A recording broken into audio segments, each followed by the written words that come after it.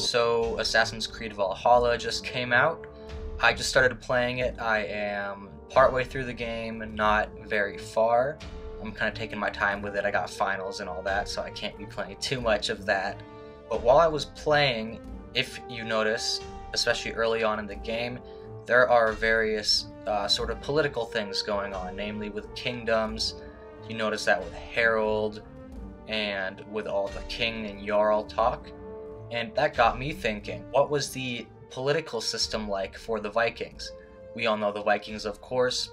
They were a warrior class of Norwegian raiders that went across mostly Central Europe and England, raiding.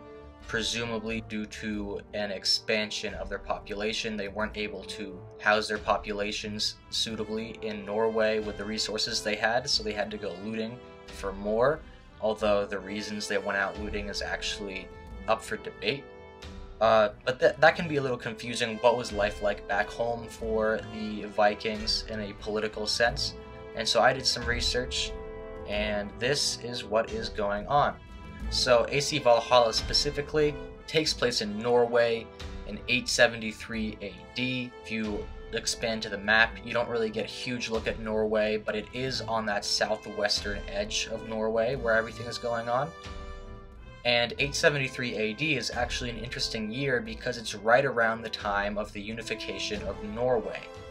So before Valhalla and before the unification of Norway was largely made up of a bunch of petty kingdoms. Norway was not unified. They were kind of like Europe or Japan at various times in history. It was just a bunch of smaller level kings all fighting each other for territory. There's an unknown number of petty kingdoms. Estimates range from 9 to somewhere in the 20s, which of course fluctuated with time depending on who took over who. These petty kingdoms were overseen by kings, and then you would have jarls as well, which would kind of be like lower lords below the kings. They'd be similar to like a duke in continental European history. We do see some of these people here. Of course, Styrbjorn the Brave allegedly might have existed, although it might not be the same guy in AC Valhalla. Same with the main villain in the beginning, Kjotve. He actually possibly existed, and I say possibly. I'll talk about that later in the video, but let's just say the sources for that time aren't very reliable. And there were a few different types of petty kingdoms. Rogaland was one of those, as well as Agder. Kjotve is thought to have come from Agder.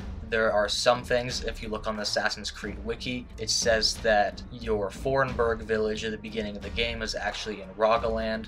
That doesn't totally line up, but it does partly.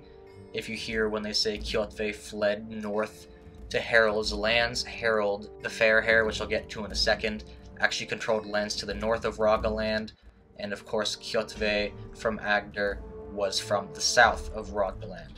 So as for the unification, we start to see that in AC Valhalla. We get introduced to King Harold the Fairhair. He's called Fairhair because he made a promise that he wouldn't cut his hair until he had unified all of Norway. He might have existed, he might have been legendary. I'll get to that in a minute. So Harold Fairhair came to rule at the age of 10. They sort of allude to that in the game. And he attempts to unite Norway, essentially trying to unify all the petty kingdoms into one bigger kingdom. He allegedly finished this at the Battle of Havsfjord, which took place sometime between 872 and 900, which, at least so far in the game, I have not seen that happen. That happened in Norway. And so then my big question after that was, okay, where does Raven Clan and Fornburg line up in all of this? As I said earlier, it's thought that they might be in Rogaland according to the AC Wiki. That is where they are, however it doesn't totally line up when you take into account that in the game, Raven Clan and Fornburg willingly joined Harold, whereas historically, they actually were brought into the fold after the Battle of Havsfjord, where they were forcibly brought in through combat. So that doesn't line up quite right. Now, the reason I keep saying a lot of these things might have existed or might have happened, or that they're legendary, is that these sources came from these things called sagas. Sagas are essentially a Scandinavian poem story, but also partly historical. Think something like the Iliad from Homer.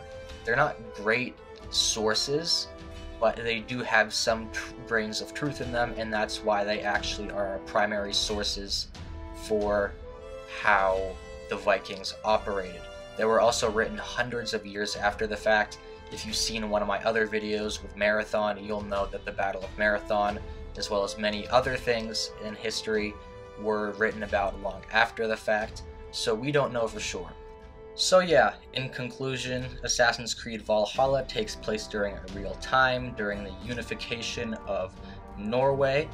At the time, there was a bunch of petty kingdoms that fought with each other. Harold tried to unite all those petty kingdoms into one big kingdom.